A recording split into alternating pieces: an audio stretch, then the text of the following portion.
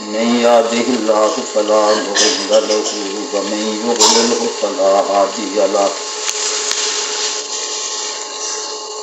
ونشهد أن لا إله إلا الله وحده لا شريك له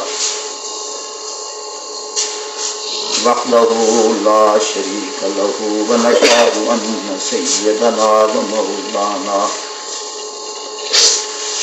سيدنا ومولانا ونبينا وشفيعنا محمدا عبده ورسوله صلى الله تعالى عليه وعلى آله وأصحابه وبارك وسلم. أما بعد فأعوذ بالله من الشيطان الرجيم. بسم الله الرحمن الرحيم. إن الله لا يحب من كان مختالا فخورا. الذين يبخلون ويأمرون الناس بالبخل ويكتمون ما آتاهم الله من فضله وأعتدنا للكافرين عذابا مهينا. والذين ينفقون أموالهم رئاء الناس ولا يؤمنون بالله ولا باليوم الآخر ومن يكن الشيطان له قرينا فساء قرينا. وماذا عليهم لو آمنوا بالله واليوم الآخر وأنفقوا مما رزقهم الله وكان الله بهم عليما. إن الله لا يظلم مثقال ذرة وإن تك حسنة يضاعفها ويؤتي من لدنه أجرا عظيما.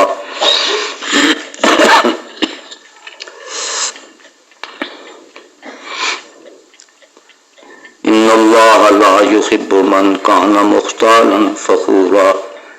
بے شک اللہ تعالی نہیں پسند کرتا اس شخص کو جو ہو اترانے والا، فخر بڑائی کرنے والا. الذین، یہ وہ لوگ ہیں جو بخل کرتے ہیں، کنجوسی کرتے ہیں. وَيَأْمُرُونَ النَّاسَ بِالْبُخْلِ، اور حکم دیتے ہیں دوسروں کو بھی بخل کا، کنجوسی کا. وَيَكْتُمُونَ مَا آتَاهُمُ اللَّهُ مِنْ فَضْلِهِ، اور چھپاتے ہیں وہ جو اللہ نے ان کو دیا ہے اپنے فضل سے. وَأَعْتَدْنَا لِلْكَافِرِينَ عَذَابًا مُهِينًا، اور ہم نے تیار کر رکھا ہے کافروں کے لیے عذاب ذلت والا. وَالَّذِينَ يُنْفِقُونَ أَمْوَالَهُمْ، اور یہ وہ لوگ ہیں جو خرچ کرتے ہیں اپنے مالوں کو رِعَاءَ النَّاسِ، لوگوں کے دکھلاوے کے لیے. وَلَا يُؤْمِنُونَ بِاللَّهِ، اور نہیں ایمان رکھتے وہ اللہ کے ساتھ. وَلَا بِالْيَوْمِ الْآخِرِ، اور نہ قیامت کے دن کے ساتھ. وَمَنْ يَكُنِ الشَّيْطَانُ لَهُ قَرِينًا، اور جو شخص کے ہو اس کا شیطان ساتھی. فَسَاءَ قَرِينًا، تو وہ بہت برا ساتھی ہے. وَمَاذَا عَلَيْهِمْ، اور کیا تھا اوپر ان کے، یعنی کیا نقصان تھا ان کا. لَوْ آمَنُوا بِاللَّهِ، اگر وہ ایمان لے آتے اللہ پر. وَالْيَوْمِ الْآخِرِ، قیامت کے دن پر.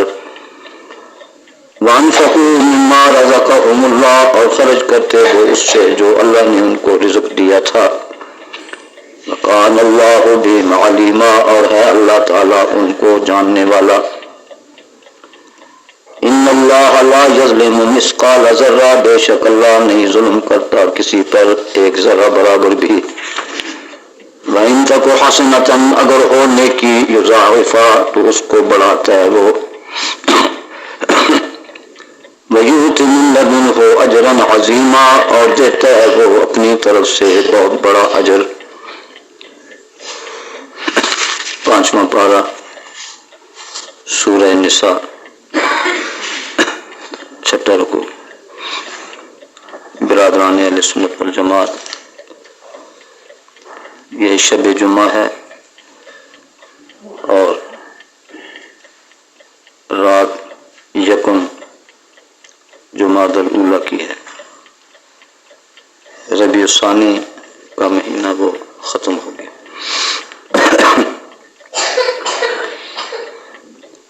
یہ سورہ نساء کی آیتیں ہیں جن کا مسلسل ذکر ہو رہا ہے، اور گزشتہ اجلاس میں جو آیتیں پڑھی گئی تھی ان میں اللہ کی عبادت اور اسی کو معبود ماننے کا حکم تھا۔ وَاعْبُدُوا اللَّهَ وَلَا تُشْرِكُوا بِهِ شَيْئًا، کہ صرف اللہ کی عبادت کرو اور اس کے ساتھ کسی کو بھی شریک نہ بناؤ۔ یہ گویا اللہ کا حق ہے۔ اس عقیدے کو توحید کہتے ہیں۔ وہ شرک جو توحید کے خلاف ہے اس سے ایمان ختم ہو جاتا ہے۔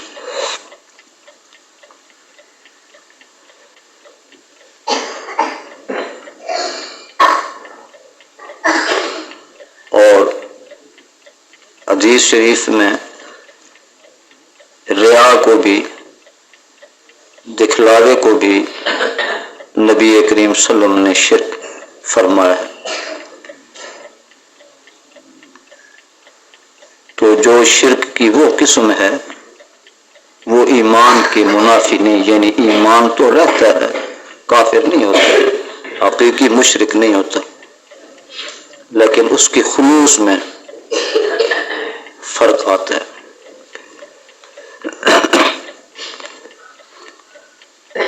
چنانچہ حدیث شریف میں آتا ہے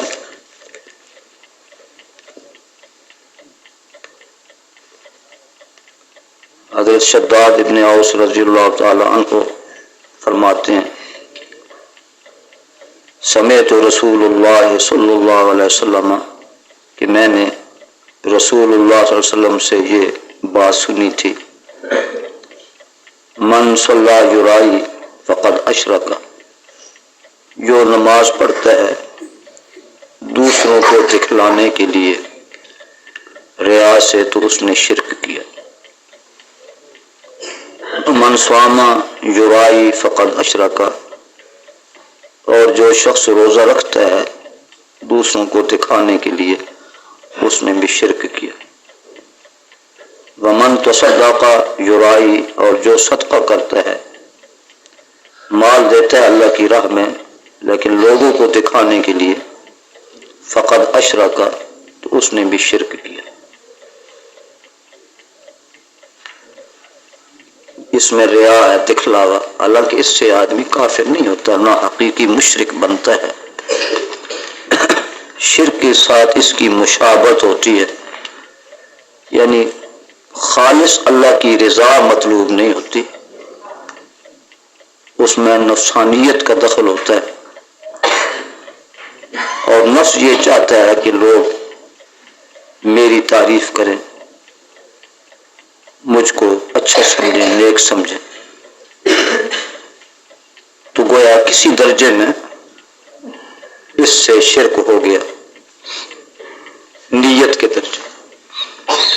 تو گویا ان احادیث سے یہ فرق علماء نے نکالا ہے، شرک دون شرک، یہ شرک کے درجات ہیں۔ جو درجہ شرک کا ایسا ہے جس سے آدمی کافر ہو جاتا ہے، ایمان ہی اس کا بالکل ختم ہو جاتا ہے، وہ دوسرا درجہ ہے۔ اور جو ریا دکھلانے کے لیے عبادت کی جائے یہ دوسرا درجہ ہے۔ یہ اس لیے میں نے فرق سمجھا دیا کہ آج کل عام طور پر لوگ بات میں احتیاط نہیں کرتے، کافر بھی کہہ دیتے ہیں، دوسرے کو مشرک بھی کہہ دیتے ہیں۔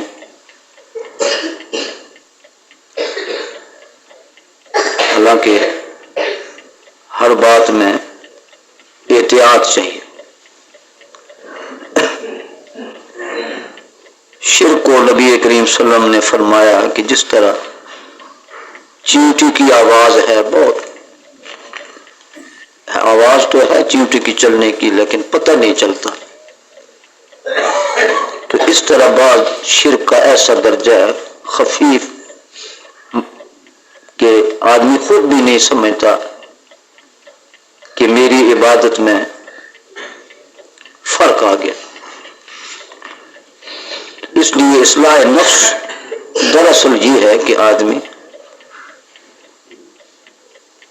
اپنے بارے میں سوچتا رہے کہ مجھ میں کیا کمزوری ہے، کیا عیب ہے، کیا نقص ہے۔ جو کچھ میں دین کا کام کر رہا ہوں، آیا اخلاص سے کر رہا ہوں یا کسی طمع سے، لالچ سے کر رہا ہوں، یا لوگوں کو دکھلانے کے لیے کر رہا ہوں۔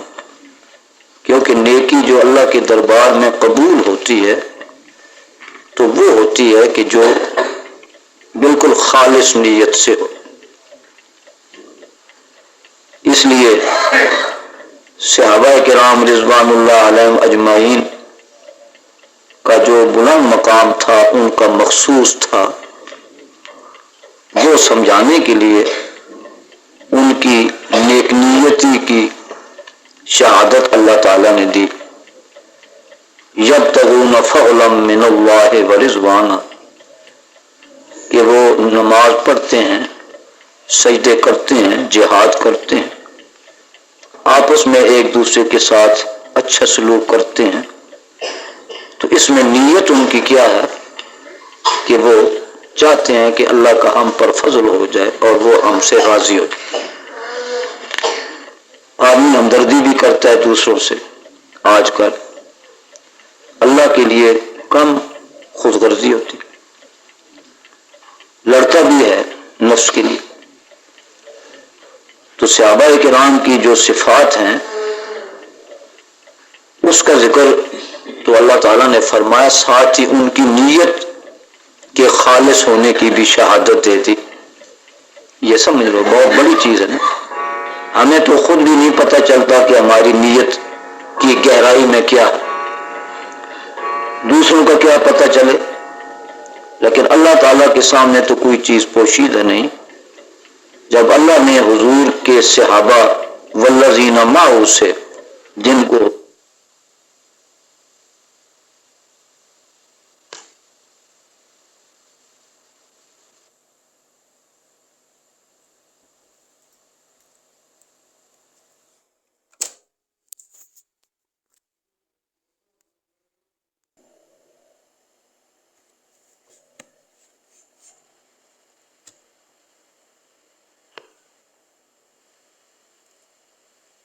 قومیت اور سنگت ثابت ہو جائے تو اس کے متعلق قرآن سنت ہوگا کہ اس نے جو کچھ کیا ہے اللہ کی رضا کے لیے۔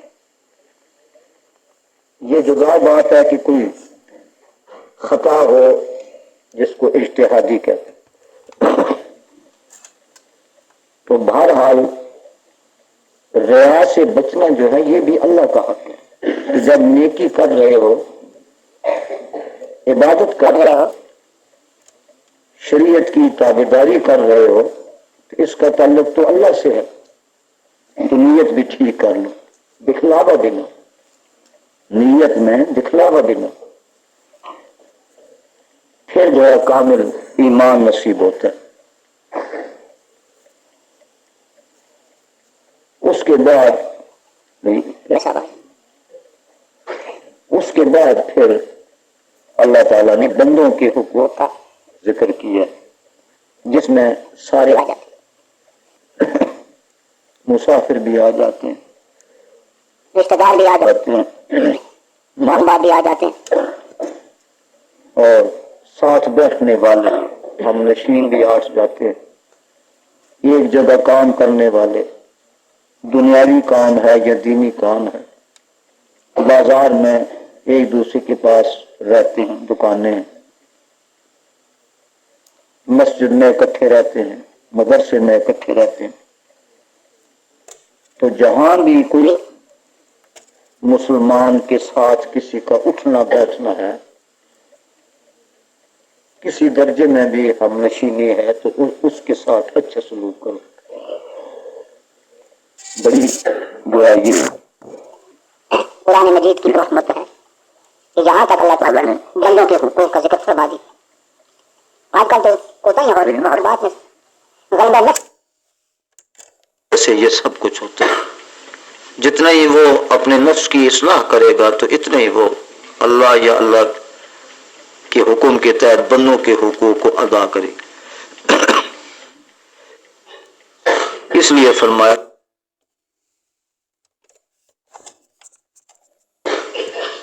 ان اللہ لا يحب من کان مختالا فخورا. اللہ تعالی ایسے شخص کو پسند نہیں کرتا کہ جو مختال اور فخور. مختال کا معنی اترانے والا. اترانا کس کو کہتے ہیں؟ دل میں اپنے آپ کو بہت بڑا سمجھتا ہے. اچھی صفت بھی اصل میں دل میں ہے، بری بھی دل میں ہے. زبان یا اعضاء سے اس کا ظہور ہوتا ہے، اصل چیز تو انسان کے اندر ہے.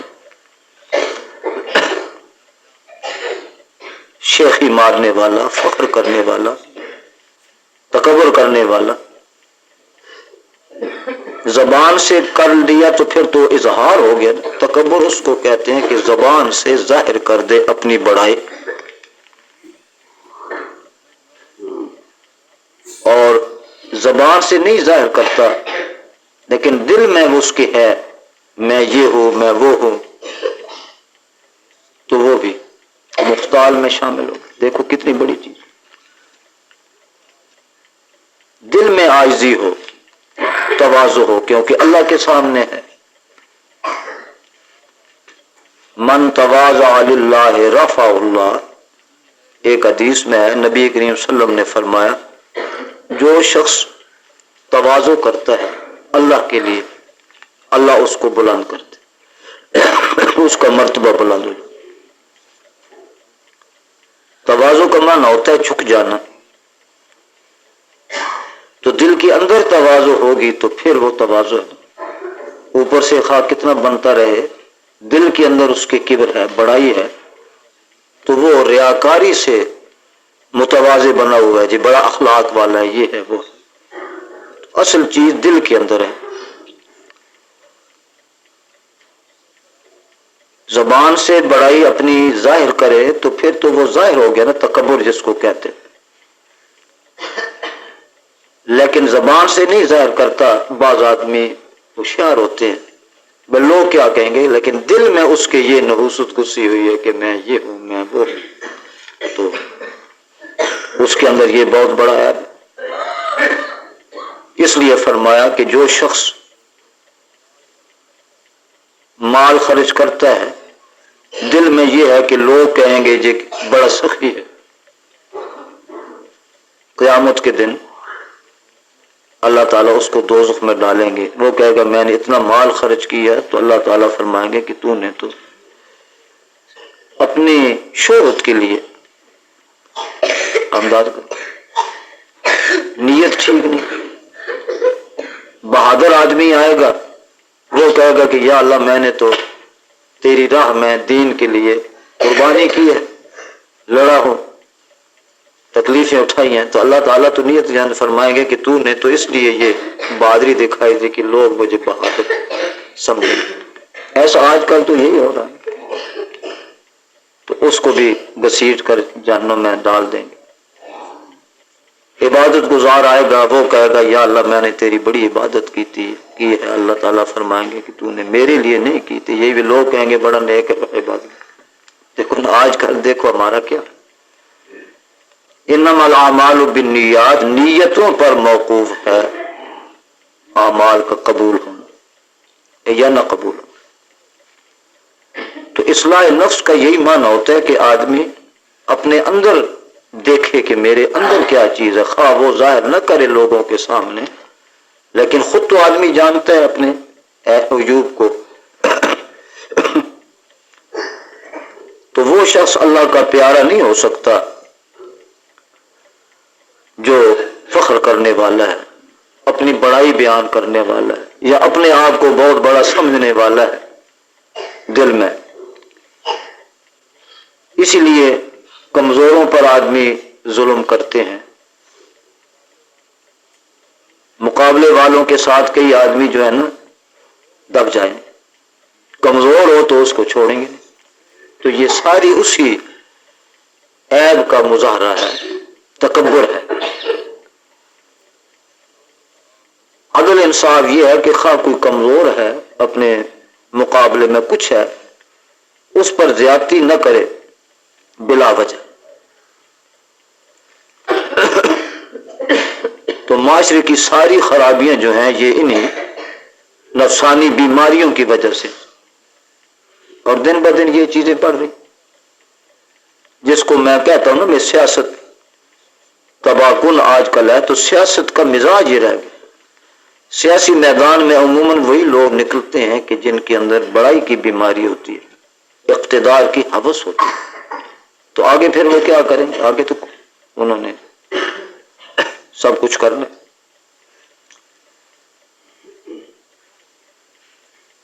अब बाज निशानियां उन लोगों की कि जो दिल में बड़ाई रखते हैं, ये है अल्लज़ीना यबखलून व यामुरून अन्नास बिल बुख्ल। ये वो लोग हैं जो बुख्ल करते हैं, कंजूसी करते हैं। कंजूसी भी जो है ये दुनिया की मोहब्बत की निशानी। दुनिया की मोहब्बत गालिब आ जाए तो अल्लाह की मोहब्बत मगलूब होती है, कम हो जाती है या रहती नहीं। ये भी नफ्स के किब्र की निशानी। जो लोग माल जमा करते हैं तो इसलिए कि हमारी हैसियत दौलत के लिहाज से बहुत बुलंद हो जाए, तो ये किब्र ही है। तवाज़ु हो तो वो कहे मैं अल्लाह की राह में दो, गरीबों को दो, किसी को दो। लेकिन दिल में बड़ाई होती है, बड़ाई की शक्ल होती है दौलत का इकट्ठा।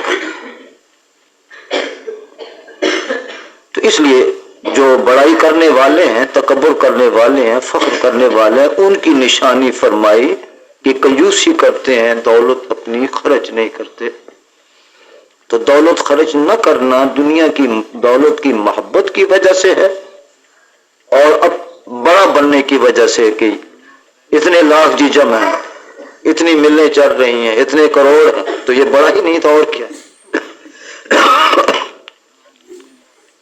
वयामुरून अन्नास बिल बुख्ल, और दूसरों को भी बुख्ल और कंजूसी का हुक्म देते हैं। दूसरों भी कहते बिन खर्च न कर, किसी गरीब को न दो, अल्लाह की राह में न दो। ये सारी चीजें किब्र नफ्स के गोया मज़ाहिर है। वयक्तुमून मा आताहुमुल्लाहु मिन फज़ले, और अल्लाह ने अपने फजल से जो उनको दिया है वो छुपाते हैं। कोई हाजतमंद सही हो, सही भी हो, तो वो कहे हमारे पास तो कुछ नहीं। गरीब को कर्जा भी कोई नहीं दे। आजकल देखो अमीर लोग हैसियत वाले कर्जा मांगे तो कहेंगे हाजिर है जी, जितना मांगो। एक तो ये है कि ये अदा कर देगा, दूसरा ये है कि दोस्ताना तल्लुकात जो हैं वो बड़ों लोगों से होते। और कोई गरीब कमजोर आदमी मांगे तो फिर कहेंगे हमारे पास क्या है जी, हमारे तो अखराज। कोई हम इंसानी हमदर्दी नहीं है, सिर्फ खुद गर्जी। तो इसलिए फरमाया कि अल्लाह ने जो उनको दिया है अपने फजल से, न देता तो क्या होता, तो उसमें भी वो कंजूसी करते हैं और छुपाते हैं। वअअतदना लिलकाफिरीना अज़ाबम मुहीना। अब ये बात जो है काफिरों की है, यानी असल ये सिफतें जो हैं, तकब्बुर करना, बुख्ल करना, अल्लाह की राह में न देना, दौलत इकट्ठी करनी, दरअसल ये एक कुफर के लवाजमात में से बातें। اب کوئی مومن ہے، مسلمان ہے تو کافر تو نہیں کہیں گے جب تک کہ اس کا عقیدہ صحیح ہے دل میں، لیکن اس کا کردار جو ہے وہ کافروں کے مشابہ ضرور ہو جائے. یہ سمجھ، یہ نہ کوئی کہے کہ یہاں تو ہے کہ کافروں کے لیے ہم نے عذاب ذلت دینے والا تیار کر رکھا ہے، تو مسلمان کہ میں کافر تو کافر تو عقیدہ سے بنے گا، یہ ٹھیک ہے، لیکن کافروں کے جو یہ اعمال ہیں ان کے ساتھ اس کی مشابہت پائی جاتی ہے، اس کے اندر بھی وہ اثرات ضرور پائے جاتے ہیں، عقیدتاً نہ ہو عملاً سے. جس طرح نبی کریم صلی اللہ علیہ وسلم نے یہ فرمایا کہ جس نے نماز چھوڑی، وہ کس طرح حدیث ہے، فقط کفر. اب اس کی علماء توجیحات کرتے ہیں کہ اس کا کیا معنی ہے، کیونکہ اہل سنت والجماعت کا اصل مذہب یہ ہے کہ گناہوں سے آدمی کافر نہیں ہوتا.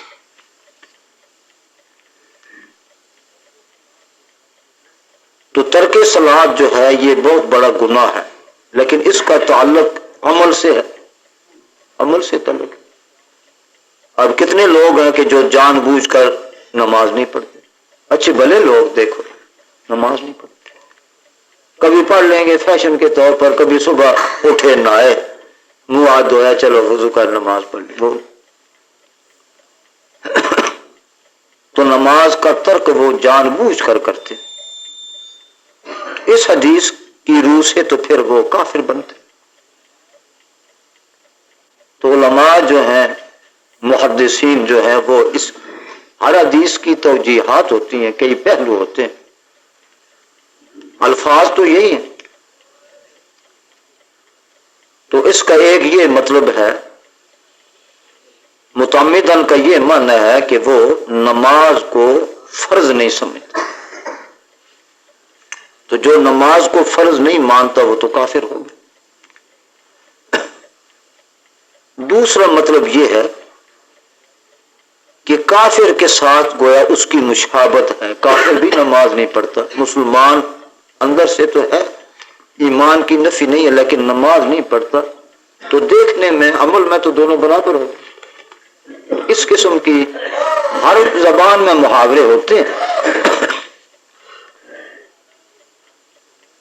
تو اس سے آدمی یہ نہ سمجھے کہ میں تو مسلمان ہوں، عقیدہ بھی صحیح ہے، عقیدے میں کوئی خرابی نہیں ہے، تو پھر میں کنجوسی کروں تکبر کروں تو کوئی نہیں.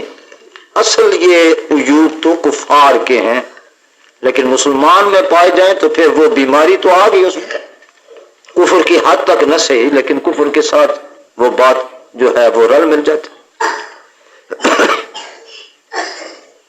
والذین ينفقون ما آتاهم اللہ من فضل سے یہ بھی معلوم ہوتا ہے کہ اللہ اپنے فضل سے جو نعمت دے کسی انسان کو،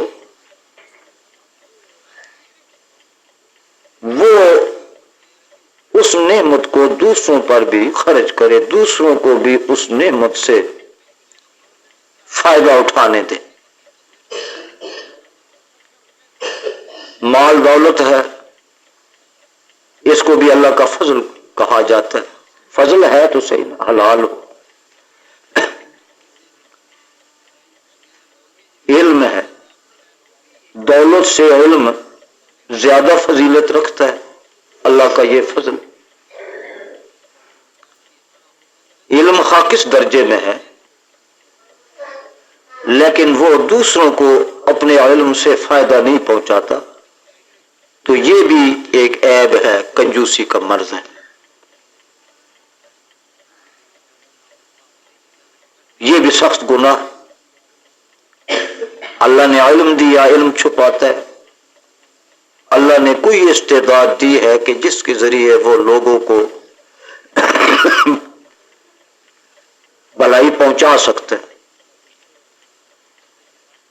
لیکن وہ اس سے دوسروں کو مستفیض نہیں کرتا. تو یہ بھی اس آیت کے حکم ہے. تو مطلب مطلب یہ ہے کہ اللہ کا جس حیثیت سے کوئی فضل ہے اور اس سے لوگوں کو فائدہ پہنچ سکتا ہے وہ لوگوں کو فائدہ پہنچائے. حافظ ہے، کئی حافظ ایسے ہیں کہ ان کی زندگی جو ہے اس کا کوئی تعلق نہیں ہے کہ یہ کوئی حافظ ہیں بھی کہ کاروبار میں لگے. تو حفظ کی نعمت اللہ کا بہت بڑا فضل ہے، تو اس نے دوسروں کو وہ نعمت نہیں دی تو بہت بڑا گناہ گار. حتیٰ کہ حافظ نہیں ہے، صحیح ناظرہ قرآن مجید پڑھ سکتا ہے، دوسروں کو نہیں پڑھاتا، ضرورت بھی ہے. ایک تو یہ ہے نا کوئی پڑھا رہا، ضرورت بھی ہے، تو یہ بھی کنجوسی ہے، سخت گناہ ہے. تو اصل بات یہ ہے کہ دولت دوسروں کو نہیں دیتا، تقسیم نہیں کرتا، تو یہ بیماری حقوق کی ادائیگی کے خلاف ہے. اس طرح علم ہے، حافظ ہے، قاری ہے، پھر عالم ہے، اپنے علم سے لوگوں کو ہدایت دے سکتا ہے لیکن وہ نہیں کرتا.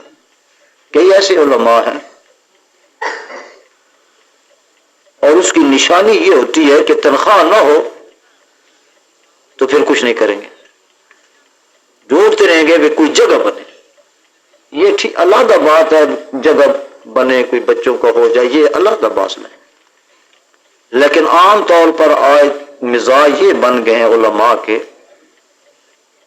کہ اگر کوئی خاص جگہ نہ بنے نا تنخواہ کی تو پھر وہ کچھ کام نہیں کریں گے دین. قیامت کے دن پوچھا جائے گا کہ تجھ کو علم دیا گیا تھا، تو نے اپنے علم سے کسی کو فائدہ پہنچایا ہے. تو دراصل یہ سارا حقوق کا معاملہ ہے، مسئلہ ہے، صرف دولت کی بات نہیں ہے. جو بھی فائدہ کسی کو پہنچا سکتے فائدہ پہنچا، گویا یہ وسیع معنوں میں چھپاتے ہیں وہ جو اللہ نے ان کو اپنے فضل سے. ایک آدمی کی صحت اچھی ہے، جسمانی قوت رکھتے ہیں، تو وہ دوسرے لوگ جو ہیں اپنی جسمانی قوت سے ان کو فائدہ پہنچا سکتے، ان کے کام کر سکتے. لیکن یہ ہمدردی خیر خواہی کا جذبہ ہو تو کرے گا، اپنی قوت سے ظلم تو کرے گا، بھلائی نہیں کرے. تو یہ ہر استعداد اور ہر قوت کے متعلق پوچھا جائے گا کہ تو دوسروں کو فائدہ پہنچا سکتا تھا، تو نے نہیں کیا. یعنی دین جو ہے یہ زندگی کے سارے حصے میں ہے، سانس سانس میں دین ہے. یہ دین ایسی نعمت. صحابہ کرام رضوان اللہ علیہم اجمعین کے اندر یہی کمال تھا، لوگوں کے کام کرنا، لوگوں کے بوجھ اٹھانا. خود نبی کریم صلی اللہ علیہ وسلم کی نبوت پر جو حضرت خدیجۃ الکبریٰ رضی اللہ تعالی عنہا نے دلیل دی تھی وہ یہی تھا کہ آپ لوگوں کا کام کرتے ہیں، دوسروں کا بوجھ جو اٹھاتے ہیں، یہ ساری چیزیں تھیں.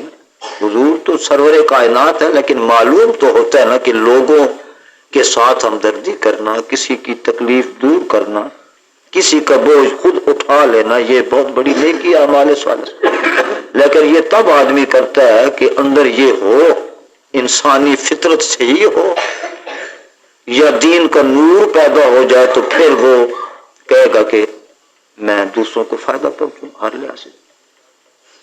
اس لیے میں تنبیہ کے طور پر عرض کرتا رہتا ہوں، اب مسجد میں طالب علم ہیں، گھر بار چھوڑ کے آئے ہوئے ہوتے ہیں، شیطان ہے انسان. جتنے وہ نیکی کر سکتے ہیں، جتنا وہ اپنے آپ کو سدھار سکتے ہیں طالب علمی کے زمانے میں، وہ نہیں کرتے، توجہ نہیں، کیونکہ وہ سمجھتے ہیں کہ ہم نے تو قرآن مجید حفظ کرنا ہے یا ناظرہ پڑھنا ہے یا کتابیں پڑھنی ہے، اتنے ہی کام. بھائی یہ زندگی کے لیے پڑھنا ہے. قرآن مجید جو ہے اس پڑھنے کا فائدہ کیا ہے؟ زندگی سنور جائے. کتابیں پڑھنے کا فائدہ کیا ہے کہ اپنی اصلاح ہو جائے, دوسروں کو فائدہ پہنچا سکے. صرف کتاب پڑھنا تو کوئی چیز نہیں, میں ساری عمر پڑھتا رہے پھر پڑھاتا رہے, مقصد کوئی نہیں بھائی. اس کا تو ایک تعلق ہے. پہلے زمانوں میں یہ ہوتا تھا کہ علماء پڑھتے تھے بڑی مشقتوں سے, قدر ہوتی تھی, خلوص ہوتا تھا, اس لیے ان کا جو علم و فضل ہے آج وہ بات ہے. آج آسانی ہے, لنگر چل رہے ہیں, روٹیاں تقسیم ہو رہے ہیں, وظیفے مل رہے ہیں, صابن تیل تقسیم ہو رہے ہیں, کپڑے مل رہے ہیں. یہ تو ہے نا آسانیوں کا دور ہے, اچھی بات ہے. تو چاہیے تو یہ نا کہ زیادہ اصلاح ہو. پہلے روٹی مانگتے تھے, اب بھی دیہات میں دیکھو کہ یہ اٹروال ٹوکرے اٹھائے ہوئے بچے جو حفظ کرتے ہیں, سخت سردی میں مارے پھرتے, تھوڑے تھوڑے ٹکڑے ان کو ڈال دیں. تو اصلاح مقصود نہ ہو تو کچھ نہیں بنے. سارا دن مسجد میں بیٹھے رہے, سارا دن پڑھاتے ہوئے. اب مسجد کی صفائی ہے, طالب علم ہوں گے ادھر ادھر کترائیں گے, ہمیں نہ کرنی پڑے. استاد کہیں بھی ادھر نکل جائے. اب بتاؤ بھی آگے کیا ہو. ہاں بچے ہیں لیکن دین کے لیے آئے ہیں. یہ نہیں ہوتا کہ یہ مسجد کی صفائی, نالیوں کی صفائی, جھاڑو دینا یہ تو بہت بڑی عبادت ہے. یہ تو مقصود ہے, ساری زندگی سنور جاتی ہے. اگر طالب علمی کے زمانے میں آدمی کے اندر یہ بات آ جائے تو بس وہ تو ولی بن گیا.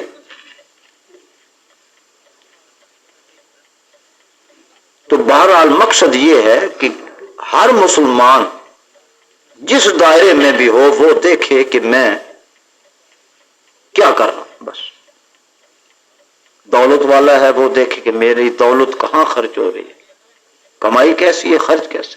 علم والا ہے وہ دیکھے کہ میرے علم سے کوئی دین کو فائدہ ہے, کوئی مجھ کو خود فائدہ ہے. تو اس طرح فرض شناسی پیدا ہو جائے نا تو حالت بدل جائے, نقشہ بدل جائے, انقلاب پیدا ہو سکتا. وَيَكْتُمُونَ مَا آتَاهُمُ اللَّهُ مِنْ فَضْلِهِ, اور اللہ نے جو ان کو اپنے فضل سے دی ہے اس کو وہ چھپاتے ہیں, اس سے دوسروں کو فائدہ نہیں پہنچاتے. ہر نعمت کا یہی ہے. وَالَّذِينَ يُنْفِقُونَ أَمْوَالَهُمْ رِئَاءَ النَّاسِ, اور وہ لوگ کہ جو خرچ کرتے ہیں اپنے مالوں کو لوگوں کے دکھلانے کے لیے. خرچ تو کرتے ہیں, چندے دیتے ہیں, سب کچھ ہوتا ہے, نیت کیا ہے, لوگ واہ واہ کریں گے, بڑا دے دیا. تو گویا یہ اللہ کی رضا مطلوب. دینا تو ضروری چاہیے, دے تو جتنا دے سکے اتنا ہی کم ہے. کیا پتہ ہے آدمی مر جائے, لیکن دے صرف خلوص کے ساتھ اللہ کی رضا کے لیے دے. کوئی اچھا کہے برا کہے اس پر نظر نہ ہو تو پھر وہ انشاءاللہ قبول. مولانا محمد علی صاحب جلیتری رحمت اللہ علیہ بڑے مدبر تھے اور بہت ہی جفاکش عالم تھے.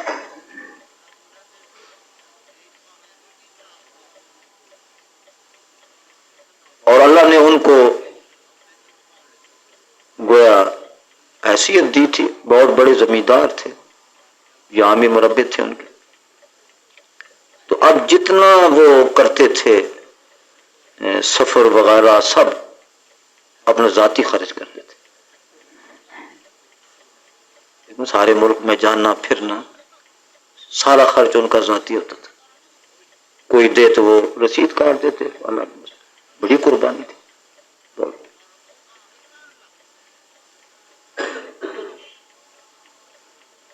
انہوں نے ایک دفعہ خود سنایا, ایسی کوئی باتیں ہو رہی تھی, انہوں نے کہا کہ میں راولپنڈی جلسہ تھا,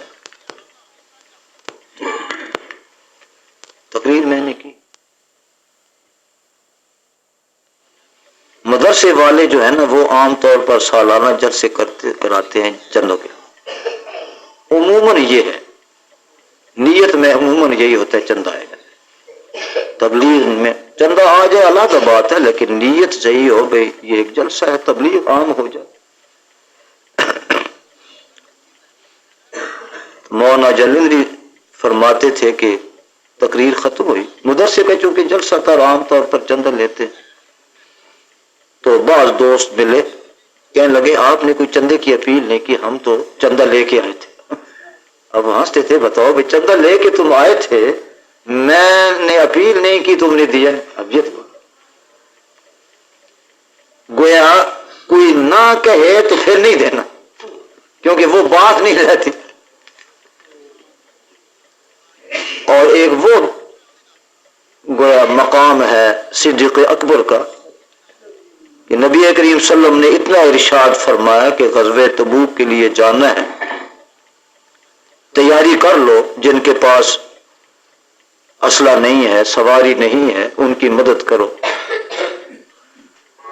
تو اب یہ نہیں کہ صحابہ کرام یہ دیکھیں کہ حضور ایک ایک کو کہے بھی تو لے آ دیں، وہ تو صحابہ تھے، صرف سمجھانے کے لیے کہہ رہا ہوں۔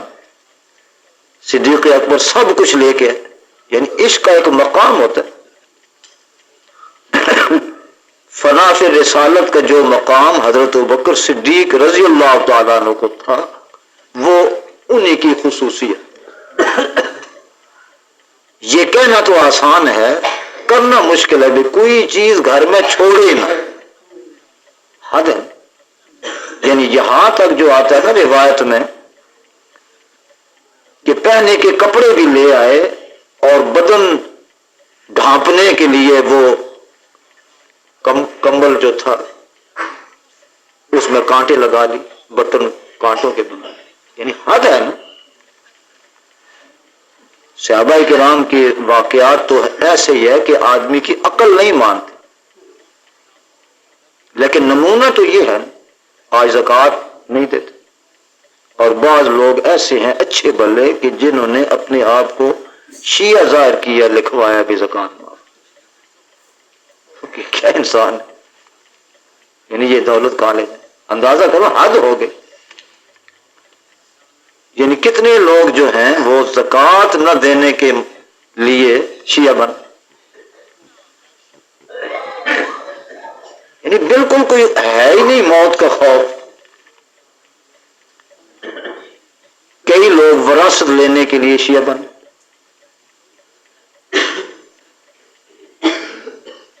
اب کیا دین ہوا، کیا ایمان۔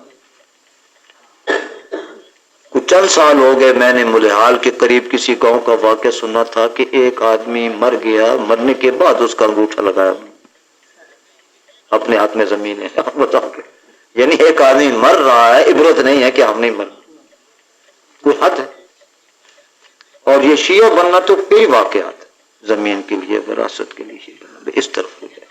اب یہ زکوٰۃ کا مسئلہ، اس میں بڑا خطرہ ہے، کتنے لوگ بنے مرید۔ اور شیعہ مذہب میں تو ہر مسئلہ ہی جدا ہے، ان کے ہاں تو یہ زکوٰۃ ہے ہی نہیں، کروڑ کے نوٹ آپ کے پاس ہوں، ان کا مسئلہ یہی ہے، اس پر کوئی زکوٰۃ۔ سونا چاندی کتنا رکھا ہوا ہو گھر میں، کوئی زکوٰۃ نہیں، زیور ہو کوئی زکوٰۃ نہیں، سونے چاندی کا سکہ ہو اب تو پھر زکوٰۃ تو ہے ہی۔ اور ان کی حدیث میں یہ نہیں کہ آج بنایا انہوں نے، بنایا یہ سارا فرضی ہے نا۔ اب بتاؤ کہ یہ مسئلہ ہو کہ سونے چاندی کا جو سکہ رائج ہو کسی ملک میں، اس پر زکوٰۃ ہے، زیور ہیں کوئی نہیں، من رکھ لو سونا چاندی اکٹھا کوئی نہیں، نوٹ کو کاغذ ہیں کوئی نہیں۔ اب بتاؤ قرآن مجید نے جو اقیموا الصلاۃ وآتوا الزکوٰۃ فرمایا ہے، یہ زکوٰۃ سے کہیں آئے گی بھی؟ یہ زکوٰۃ میں ساری عمر آتی نہیں آج تک، کون سکہ چلائے گا سونے چاندی کو، کوئی سکہ آج کون چلائے؟ اور صدر ضیاء الحق نے بڑی کوشش کی، علماء سنی علماء کو بھیجا ایران، اس لیے بھیجا تھا کہ شیعہ علماء سے تحقیق کریں کہ تمہارا اصل مذہب کیا ہے، کیونکہ یہاں کے شیعہ علماء نے کہا ہمیں زکوٰۃ ہم پر آتی، اور پرسنل لا میں تو گنجائش ہوتی ہے نا کہ ایک آدمی کا اپنا عمل یہ ہے. تو انہوں نے کہا بھی ہمارے مذہب میں یہ زکوٰۃ نہیں آتی اس پہ. اور میں نے پھر وہ دیکھی ان کی حدیث میں تو گویا مذہب بھی ایسا ہے گویا ائمہ کی طرف جو حدیث سے منسوب ہے کہ اس پر زکوٰۃ کی نوبت ہی اس زمانے میں تو آتی نہ سونے چاندی کا سکہ رائج ہوگا نہ زکوٰۃ. اب جو سنی ہیں ہم تو شکر کرتے ہیں نا بھی کسی درجے میں تو سنی رہے, لیکن حد ہے اللہ کے ساتھ عملی بغاوت کی کہ زکوٰۃ معاف کرانے کے لیے چاہیے. تو جس مقصد کے لیے اللہ نے زکوٰۃ فرض کی تھی وہ مقصد تو بالکل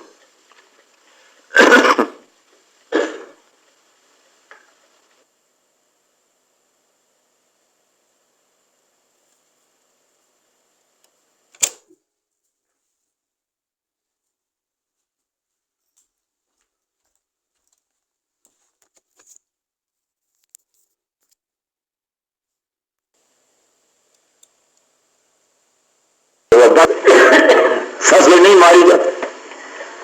بعض آدمی سارا دن رات بیچارے کتنے سال لگے رہتے تندرستی دور نہیں. وہ تو ادھر سے حکم ہے نا جو اللہ نے ان کو رزق دیا, بس دینے والا اللہ ہے تو اس کی رضا کے لیے نہ دے تو اس سے بڑا بدبخت ہوئی. اب زکوٰۃ نہیں دیتے, زکوٰۃ فوراً نہیں دیتے. اور میں نے شاید اگلے دن بیان کیا تھا کہ بعض وہ ہیں کہ جنہوں نے اپنے آپ کو شیعہ لکھوایا ہے زکوٰۃ سے بچنے. سن پر سننے کیا ہوئے لالچ کی حد ہے. جتنا یہ زمانہ کہتے ہیں نا تعلیم روشنی کا, اتنا اصل میں گندگی کا ہے, کیونکہ خلوص میں سارے وسائل ہمارے پاس زیادہ ہیں. جتنے کتابوں کا ذخیرہ اس وقت ہے اتنا پہلے, جتنی تعلیم اس وقت ہے, جتنی قوتیں سائنس کے ذرائع سب کا ہے, لیکن وہ جو اصل خلوص کی نعمت ہے نا وہ نہیں, اس لیے وہ کام جو ہے دین کے نہیں آئے. وَقَانَ اللَّهُ بِهِمْ عَلِيمًا, اور اللہ ان کو اچھی طرح جاننے والا ہے. اللہ پر ایمان ہو تو پھر دیکھتا ہے بھی اللہ راضی ہے یا نہیں. اللہ تو میری نیت کو دیکھ رہے. اوپر خواہ لوگ کہیں گے بڑا بزرگ ہے, اللہ تو جانتا ہے اس کے دل میں کیا. تو اس لیے اللہ ان سب کو جاننے والا ہے. چاہیے یہ تھا کہ اللہ کو صحیح مانتے تو تھے نہ وہ, اللہ کو صحیح مانے. ان اللہ لا یظلم مثقال ذرہ, اللہ تو ظلم نہیں کرتا ذرہ برابر بھی.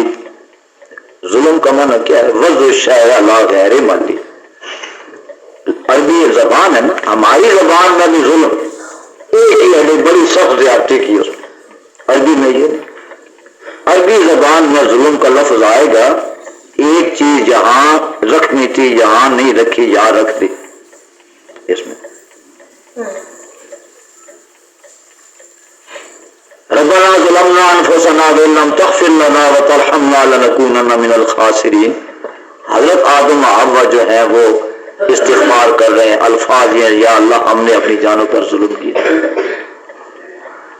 لیکن بات کیا ہے, دور سے ایک بات کی تو یہ ہمارے روح میں جو ظلم ہے یہ برابر نہیں, لیکن ان کا مقام بلند ہے. بھول سے کرنے کے بعد بھی اتنے پچھتا رہے ہیں معافی مانگ. یہ ہم سارا دن گناہ میں ڈوبے رہتے ہیں, ہم کہتے ہیں ہم نے کیا ہی کچھ نہیں.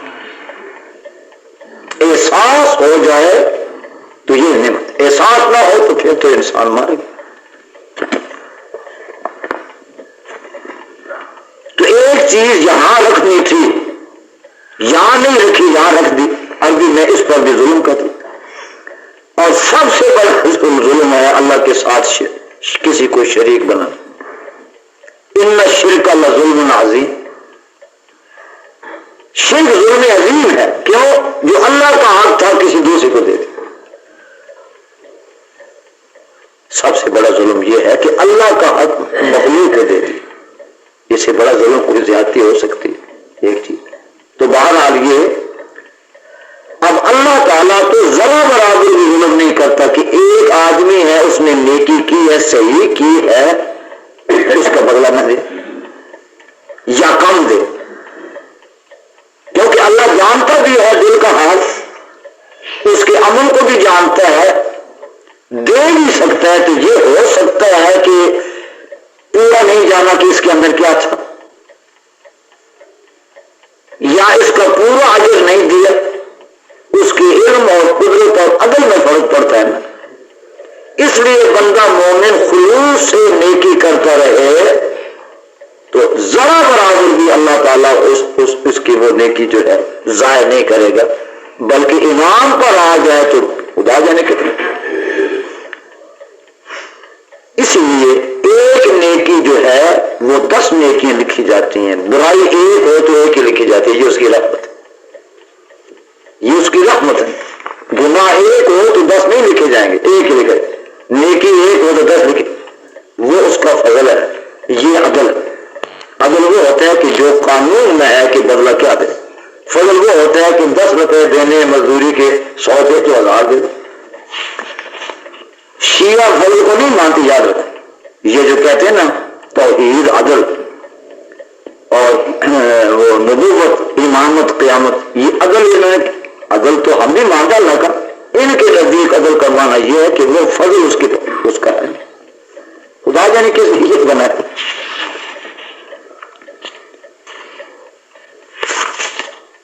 वइन का को हसनत युज़ाइफा, अगर एक नेकी कोई करे, बंदा एक नेकी करता है, नेकी वो जो अल्लाह के यहाँ नेकी हो, खुलूस से हो, शरीयत के मुताबिक, उसको बढ़ाता है। अब बढ़ाता है उसकी मर्जी जितना बढ़ा दे, वयूत मिन लदुन अजरन अज़ीमा, और अपनी तरफ से उसको अजर अजीम देता है। अल्लाह जिसको अजर अजीम फरमाए हम नहीं कह सकते। बंदा नेकी करे इस तरह के अल्लाह अपनी रहमत से कबूल फरमा ले, दो पेज न लगाए, तो फिर तो वहां इनाम इनाम। फकैफा इज़ा जिना मिन कुल्लि उम्मतिन बिशहीदिन वजिना बिका अला हाउलाए शहीदा। अब क़यामत का नक्शा बयान फरमाते, उस वक्त क्या हाल होगा जब हम हर उम्मत में से एक गवाह को लाएंगे और इन पर आपको हम गवाह बनाकर लाएंगे। ये क़यामत का मंजर, गोया अल्लाह की अदालत है, जो कुछ यहां किया है वो पेश होगा, साथ शहादत भी होगी। हर उम्मत के लिए गवाह लाएंगे, इससे मुराद है हर उम्मत का नबी पैगंबर मासूम है, उन्होंने तबलीग रिसालत में कोताही नहीं की, जिस तरह मौजूद ने लिखा अल्लाह हिदायत दे। ये अकल परस्त हो, ये भी अजीब कौम है, अपनी अकल पर जो समझ में आ जाए फिर अंबिया को तोड़ते हैं।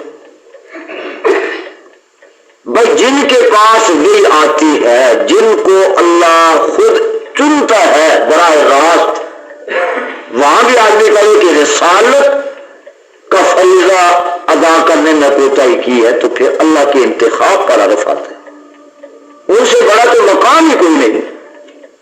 अब इसलिए अकल से जाते हैं कि इंसान तो होते, अब इस बेचारी की अकल के दायरे में नबूवत की शान आ ही नहीं सकी। और दूसरे पहलू से कहो ना कि मौजूदी साहब ने यहां गलती की है, नफल और सख्त न करो, सारे पाकिस्तान की मौजूदी जो है चल जाएगी। मौलाना मौजूदी निकलती, ये देखो जी इस्लाम में रुकावट आ, मौलाना मौजूदी की शख्सियत को मजरू कर, हज़रत यूनुस मासूम की शख्सियत मजरू होते हैं, कुछ नहीं होता। अजीब उलट है ना, अंधी अकीदत और पढ़े लिखे लोग। भाई जिनको बचाना है, अंबिया की इसमत को बचाना है कि मौजूदी की इसमत को बचाना है। ये मान लो मौजूदी ने गलत लिखा तो क्या इस्लाम गिर जाए? यानी ये तो फरीज़े अपनी फरीज़े क़यादत में कोताही नहीं करता, अंबिया करते हैं, क्योंकि जो मेल है कोई उसूल ज़ाब्ता है, लेकिन जो हो गया कई तौबा भी कर गए बेचारे जो, लेकिन वो अंदर एक जिद सी आ जाए ना, तो फिर वो अल्लाह ही अपने फजल से कोई हिदायत अता फरमाए। तो हर उम्मत के लिए एक नबी है, वो नबी अल्लाह की तरफ से उन तक अल्लाह का हुक्म पहुंचा। پہنچاتے ہیں. اپنی زندگی میں انبیاء محنت کرتے ہیں. اب کوئی مومن بنتا ہے کوئی کافر بنتا ہے, قیامت کے دن پیغمبر پیش ہوں گے, ساتھ ان کی امتیں ہوں گی جن کو انہوں نے رسالت کی تبلیغ کی. عدالت وہ انکار کریں گی, جو کافر ہوں گے پیغمبر جو ہیں وہ عرض کریں گے اے باری تعالیٰ تو نے جو کچھ ہمیں کہا حکم دیا ہم نے پہنچا دیا. تو پھر وہ ملزم ہو جائیں گے,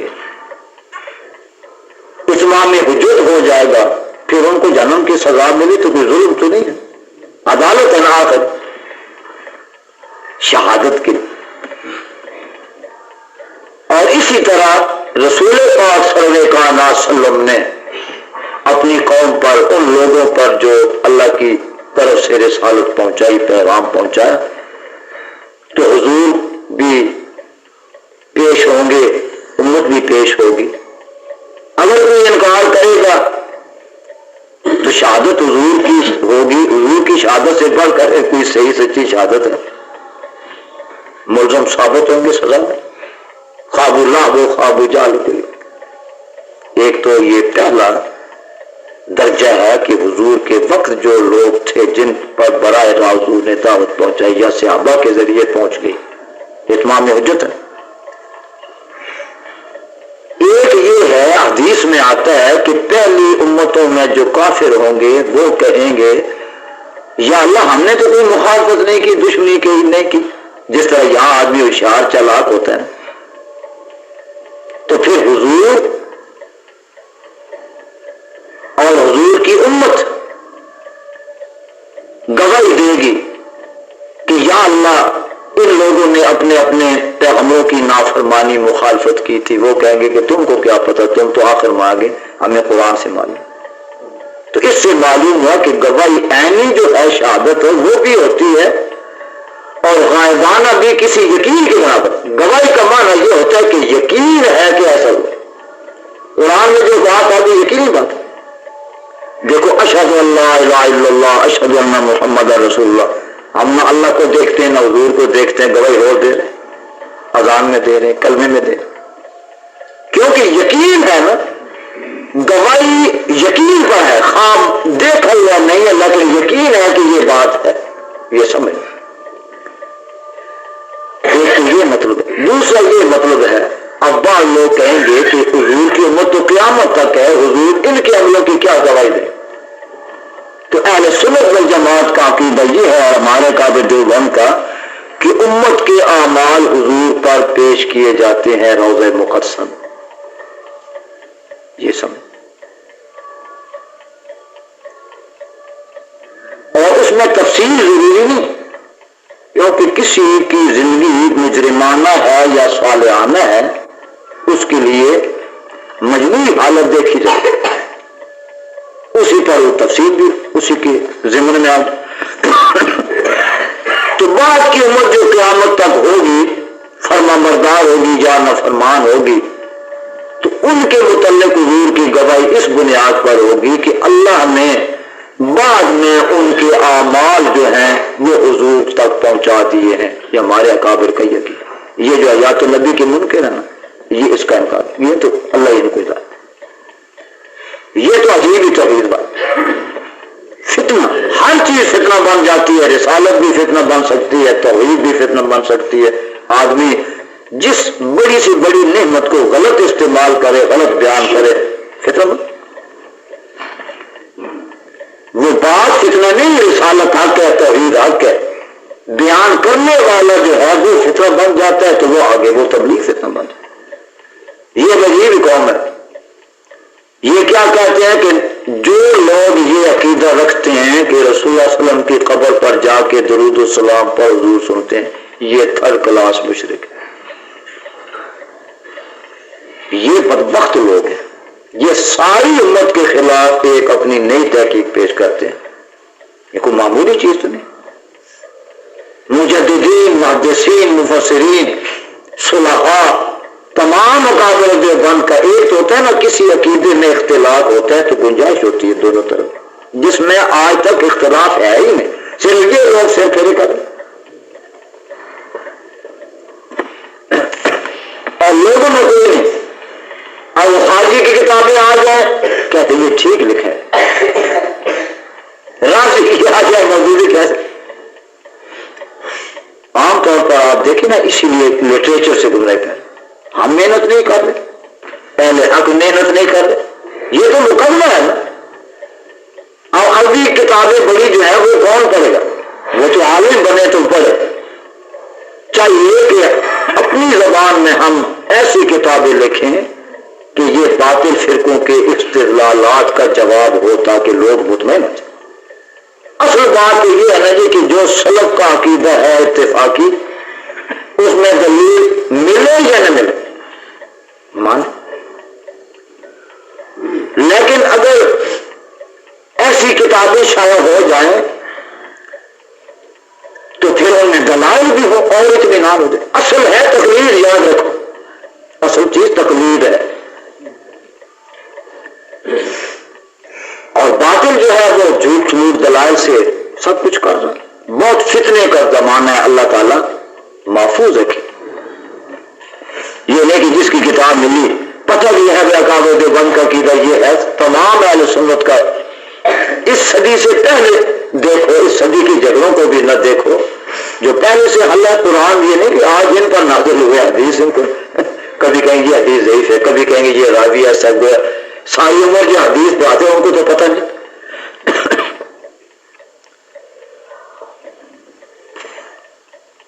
وجینا بکا علی ہؤلاء شہیدا، اور ان پر آپ کو بطور گواہ پیش کریں گے. تو میں نے تفصیل بیان کر دی. یومئذ یود الذین کفروا وعصوا الرسول لو تسوی بهم الارض، اس قیامت کے دن جب حق کی شہادت حضور دیں گے، انبیاء دیں گے.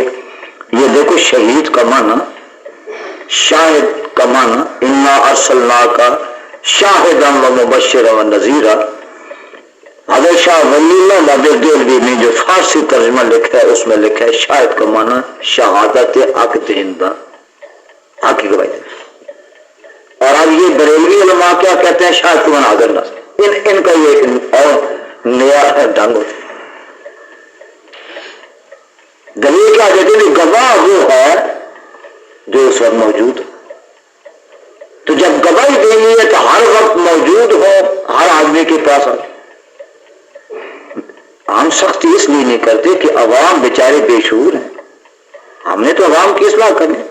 آسان جواب ہے، جو مولوی یہ کہے تو اس کو کہو تو جو کہتے ہیں اشہد اللہ الہ اشہد ان محمد رسول اللہ، دیکھا تو نے حضور کوئی جواب ہے اس کے؟ بھائی گواہ کے لیے حاضر ناظر ہونا ضروری ہو تو ہم روز اشہد اللہ الہ الا اللہ اذان میں دیتے ہیں. تو کوئی پوچھے گا تو جھوٹی گواہی دے رہے تو حضور کے زمانے میں تھا کیا؟ یہی کہتا ہے کہ مجھ کو یقین ہے. غائبانہ بھی اس بات پر یقین ہو کہ یہ بات تو دین کی ہے نا، تو وہ قسم کھا سکتے. لیکن یقین کرتی ہو، شک نہ ہو، تردد نہ ہو. تو ہر بات میں سمجھ چاہیے، انصاف چاہیے. زدہ زدی سے نقشہ بگڑا سب ضد نہ کرے آگے. تو اس دن یود الذین کفروا، کافر لوگ یہ چاہیں گے، خواہش کریں گے، اور جن لوگوں نے رسول اللہ علیہ وسلم کی نافرمانی کی ہے. بھائی جب شہادت مل گئی، اللہ کا دربار ہے، حقائق کھل گئے، یقین ہو گیا کہ ہم مجرم ہیں، سزا ہے، جہنم سامنے ہے، تو اس وقت آرزو کریں گے کاش کہ ہم خاک ہوتے، مٹی ہوتے. واقعی انسان ایسے وقت میں اسی طرح کہ تو اللہ تعالیٰ تو جانتا ہے نا کہ اس وقت کیا اثر ہوگا اس بات کا. لو تسوی بهم، اگر زمین میں ہم گوا یہ سمجھو گاڑ دیا جائے، زمین ہموار ہو جائے ہم پر، ہمارا وجود ہی نہ رہے، چھپ چھپ جائے کیونکہ ذلت اور رسوائی، تو وہ جو اس وقت ایک اثر ہوگا اسی کو پیش نظر کر کے بندہ یہاں توبہ استغفار کر لے کہ وہاں ذلت اور رسوائی سے امکنار نہ. اللہ ہم کو بچائے. ولا یکتمون اللہ حدیثا، اور اللہ سے تو وہ کوئی بات چھپا ہی نہیں سکیں گے. بعض لوگ حدیث میں آتے کہیں گے یا اللہ ہم نے تو یہ نہیں کیا، زبان بند ہو جائے گی، اعضاء گواہی دیں گے. پھر اللہ زبان کھولے گا ان کی، وہ اپنے اعضاء کو کہے گا، اپنے اعضاء ہی دشمن ہے. یہ عجیب قیامت کا نقشہ اللہ کی قدرت، اتمام عزت ہے. تو وہ کہے کہ زبان اعضاء کو وہ آدمی کہے گا کہ تم تو بولتے نہیں تھے، آج بولنے لگ گئے. قالوا انطقنا اللہ الذی انطق کل شیء، یہ ہاتھ پاؤں اعضاء گواہ دیں گے کہ ہم کو بھی آج اللہ نے بولنے کی طاقت دی جس نے ہر چیز کو. یہ زبان بھی تو گوشت کا ٹکڑا. پہلے لوگ عقل پرست نہیں مانتے تھے، آج یہ ٹیپ ہیں، یہ ساری ہے، گراموفون پہلے آیا، اب کوئی انکار ہے. اس سے اسلام کی ایک حقیقت واضح ہوتی ہے کہ آواز فنا نہیں ہوتی. دیکھو میں بول رہا ہوں، یہ فنا نہیں. ثبوت آج ملا، ہم نے تو قرآن سے مانا نا، لیکن آج ثبوت ملا کہ آواز کچھ نہیں بل زبان سے نکلا، تو یہ اس میں کام بند ہو گیا. ہر آواز جو ہے یہ فضا میں، یہ لہروں کے ذریعے یہ اس کو پکڑتے ہیں. عجیب، یہ ساری اسلام کے عقائد ثابت کر رہی ہے. سائنس معلوم ہوتا ہے کہ قرآن اللہ کا کلام ہے. 14 صدیوں پہلے یہ باتیں کوئی کہہ سکتا تھا، کوئی ماننے والا؟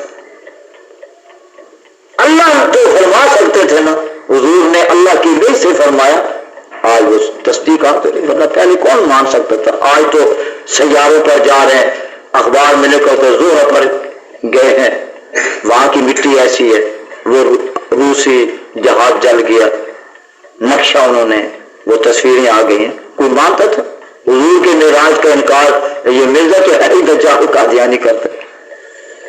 آج یہ کوئی نہیں کہہ سکتا کہ یہ ہو نہیں سکتا، کیونکہ انسان جان غالب. ولا یکتمون اللہ حدیثا، اللہ سے کوئی بات چھپا نہیں سکیں گے. اگر چھپائیں گے تو وہ خود کو، ان کا وجود جو ہے ذرا ذرا جو ہے بال بال گواہی دے گا. ہاتھ کہے گا کہ میں نے یہ پکڑا، اندر سے بولے، قدم بولے، وجود بولے گا جو گناہ کیا ہے. تو اب بتاؤ، یہ اتمام حجت ہے. کوئی یہ نہ کہے کہ ذرا برابر ظلم ہو گیا، زیادتی ہوگی. اللہ تعالیٰ سمجھ دے عمل کی توفیق. آخر دعوانا اللہ الحمدللہ والعاقبۃ للمتقین محمد وآلہ وصحبہ. ربنا ظلمنا انفسنا فاغفر لنا وترحمنا ربنا لا تزغ قلوبنا بعد إذ هديتنا وهب لنا من لدنك لا تؤاخذنا إن نسينا وأخطأنا ربنا ولا تحمل علينا إصرا كما على الذين من قبلنا ربنا ولا تحملنا ما لا طاقة لنا واعف عنا واغفر لنا وارحمنا واعف عنا واغفر لنا وارحمنا واعف عنا واغفر لنا. أنت مولانا فانصرنا على القوم أنت مولانا فانصرنا على القوم يا حي يا قيوم حسبنا الله ونعم الوكيل. صلی اللہ تعالی علی خیر خلقہ سیدنا بالحمد. تو اسپیکر ٹھیک نہیں؟